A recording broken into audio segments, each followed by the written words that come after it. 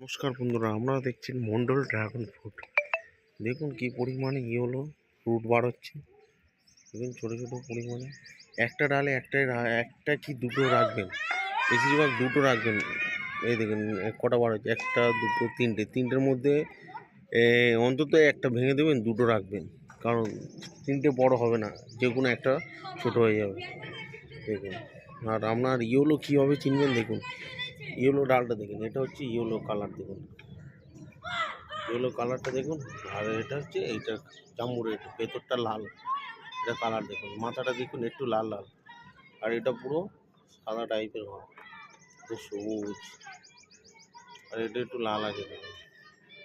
আপনারা এইভাবেও চিনতে পারেন। এটা হচ্ছে রেড ড্রাগন, এটা ড্রাগন।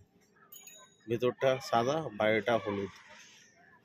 পুরো দেখুন, এই দুটো দেখুন, তফাৎ দেখুন, এইটার তফাৎ দেখুন আর এইটার তফাৎ দেখুন। এটা একটু লাল লাল ভাব মুখটার কাছে, আর এটা পুরো পুরো ওখান থেকেই পুরো সবুজ, একদম পরিষ্কার সাদা।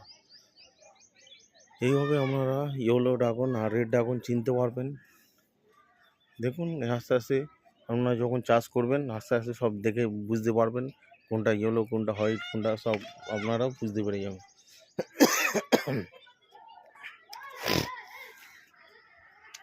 এইভাবেই সব বুঝতে পেরে যাবেন। এটা হচ্ছে ভিয়েতনাম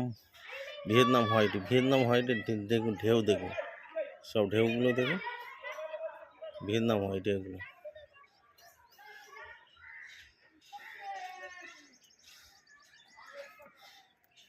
এইভাবেও আপনারা বুঝতে পারবেন।